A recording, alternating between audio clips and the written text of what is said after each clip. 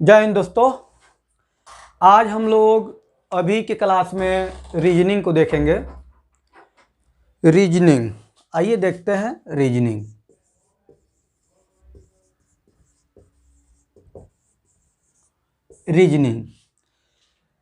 Reasoning आज के समय में हर एक कंपटीशन एग्ज़ाम में आप कोई भी वनडे एग्ज़ाम दे लीजिए, रीजनिंग से 25 नंबर का क्वेश्चन पूछा जाता है। 25 ऐसे तो नॉर्मली आज के सारे मतलब एग्ज़ाम में, वनडे के सारे एग्ज़ाम में आपको बता दें, मैथ से 25 क्वेश्चन आ रहे हैं,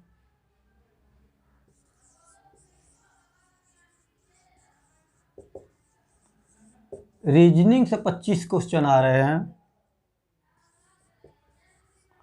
जीके जीएस से आपको 25 क्वेश्चन आ रहे हैं और इंग्लिश से 25 क्वेश्चन। तो इसमें से तो मैथ का 25 क्वेश्चन आपको यहाँ पे बता दिया जाएगा, 25 में 25 आएगा, इसकी चिंता करने की आपको ज़रूरत नहीं है। रीजनिंग का भी 25 क्वेश्चन आपको बता दिया जाएगा 100%। वही आप यहाँ पे सीखेंगे जो आपके एग्ज़ाम में डायरेक्ट पॉइंट टू पॉइंट आएगा। तो 25 नंबर तो आपका मैथ का, यहाँ से 25 नंबर रीजनिंग का, 25 नंबर जीके जीएस का, 75 नंबर तो आपको यहाँ से 100% की तैयारी करा दी जाएगी। इसमें से हर एक क्वेश्चन, हर एक पॉइंट आपके लिए महत्वपूर्ण होगा। तो अभी हम आपको रीजनिंग बताएंगे। रीजनिंग का मतलब क्लास है, तो इस समय हम आपको रीजनिंग ही बताएंगे। और रीजनिंग में एक बहुत ही महत्वपूर्ण चैप्टर है जिसको आप लोग भली भांति से उसके नाम से आप लोग परिचित होंगे ही। रीजनिंग का एक बहुत ही लाजवाब और जोरदार चैप्टर है जिसका नाम है direction test. Direction test, direction का मतलब होता है दिशा और टेस्ट का मतलब होता है प्रशिक्षण। यानी कि डायरेक्शन टेस्ट यानी कि दिशा परीक्षण। आपको आज रीजनिंग में दिशा परीक्षण का क्लास हो रहा है। आज आप दिशा परीक्षण सीखेंगे कि रीजनिंग में दिशा परीक्षण का कितना महत्व है, कैसे क्वेश्चन रीजनिंग में दिशा परीक्षण से आते हैं। और हर एक एग्जाम में नॉर्मली एक नंबर ऐसे आपका ये दिशा परीक्षण से आ ही जाएगा, इसमें कोई चिंता की बात नहीं है। तो आइए हम आज देखते हैं डायरेक्शन यानी कि दिशा परीक्षण। तो डायरेक्शन जानने के लिए सबसे पहले तो आपको डायरेक्शन पता होना चाहिए कि पूरब कौन है, पश्चिम कौन है, उत्तर कौन है, दक्षिण कौन है। तो हम आपको इजी मेथड में आपको भी बता रहे हैं कि आप कहीं पे भी बैठे हैं, चाहे आप अपने घर पे हो, चाहे आप एग्ज़ाम सेंटर पे हो, चाहे आप कोचिंग हो या कहीं का भी क्लास कर रहे हैं, या कहीं भी आप बैठे हैं, जहाँ पर भी आप बैठे हैं, अपने फेस के सामने वाले दिशा को आप पूरब मान लीजिए। जब आप फेस के सामने वाले दिशा को जब आप पूरब मान लीजिएगा तो आपको इतना तो कॉमन सेंस होगा ही कि पूरब का अपोजिट पश्चिम होता है।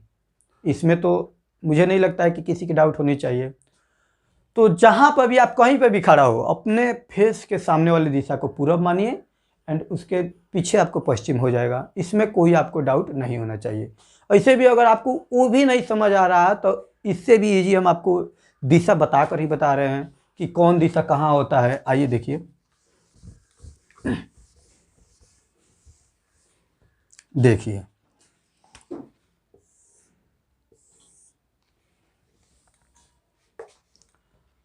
देखिए यहाँ पे ये जो आप देख रहे हैं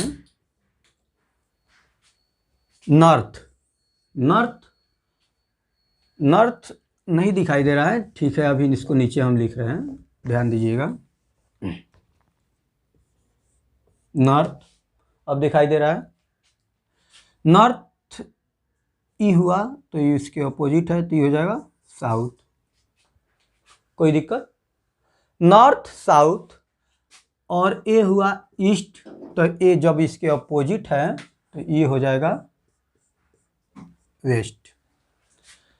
आपको बता दें कि नॉर्थ, नॉर्थ मतलब उत्तर, साउथ, साउथ मतलब दक्षिण, ईस्ट, ईस्ट मतलब पूरब, वेस्ट, वेस्ट मतलब पश्चिम।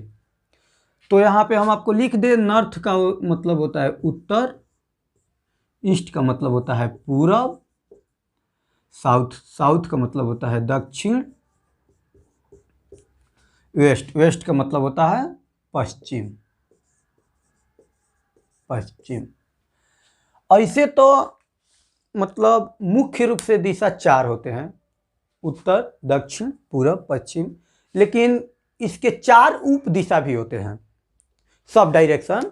इसमें 4 उप दिशा भी होते हैं। जैसे हम आपको यहाँ पे बता रहे हैं, यदि ये उत्तर है, मानते हैं ये दिशा उत्तर है, ठीक है, और ये दिशा पूरब है, बहुत अच्छा, ये उत्तर है, ये पूरब है, लेकिन इसके जो बीच का जो ये दिशा होगा, इसका भी तो कुछ नाम होगा ना। ये दिशा पूरब है, ये दिशा दक्षिण है, ठीक है, पूरब है, दक्षिण है, लेकिन इसके बीच का जो ये दिशा होगा, इसका भी तो कुछ नाम होगा।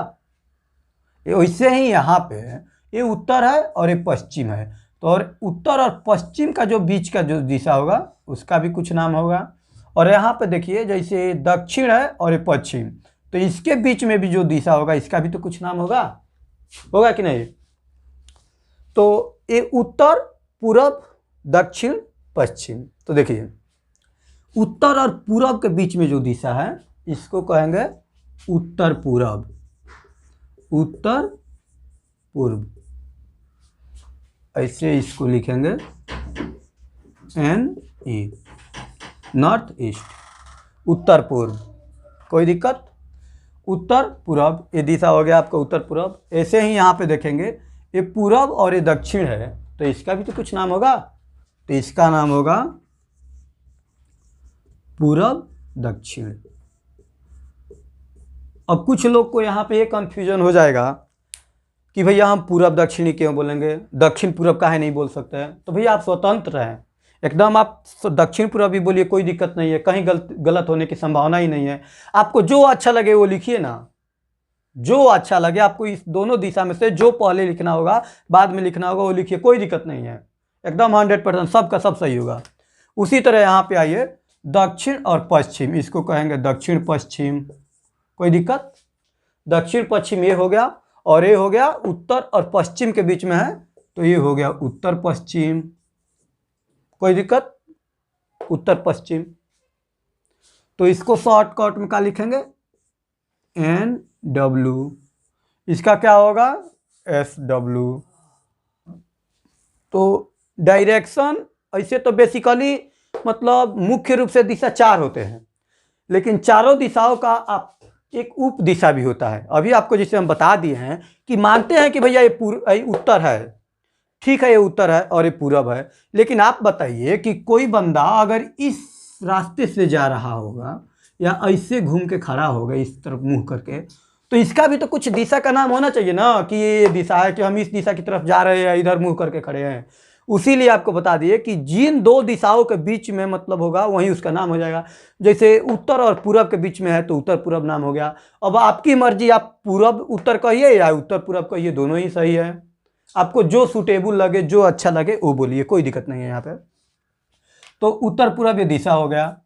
तो बेसिकली तो पहले इतना जो अभी हम लिखे हैं आपको, ये तो आपको आना ही चाहिए किसी भी हाल में, एट एनी कॉस्ट आपको इतना तो जानकारी होना ही चाहिए कि ये कौन कौन से दिशा है और कैसे हुआ। अगर आपको ये दिशा नहीं पता होगा तो डायरेक्शन टेस्ट आपका मतलब रीजनिंग का चैप्टर जो इतना महत्वपूर्ण है, 1 या 2 नंबर का क्वेश्चन ऐसे ही आता है एक एग्जाम में, तो ये आपका क्लियर नहीं होगा। और 1 नंबर क्लियर नहीं होगा तो एग्ज़ाम नहीं, मतलब एग्ज़ाम में तो बैठिएगा लेकिन एग्ज़ाम क्रैक नहीं कर पाइएगा अच्छा से। तो हर एक नंबर आपके लिए महत्वपूर्ण होगा। तो ये जो दिशा का अभी हम जो अब आपको ये बताए हैं नाम, इसको आप अच्छा से नोट डाउन कर लीजिए, थोड़ा सा समझ लीजिए, हम आपको आगे इससे बता रहे हैं। पहले तो ये थ्योरी था, थ्योरी को आप अच्छा से समझिए, इसमें आगे की क्वेश्चन एक एक करके हम आपको बताएंगे कि क्या होगा क्या नहीं। यहाँ पे पहले दिशा को खूब बढ़िया से अच्छा से बारीकी तरीके से पहचान लीजिए। अगर कहीं कोई दिक्कत होगा तो आप बोलिएगा, फिर से आपको हम बताएंगे।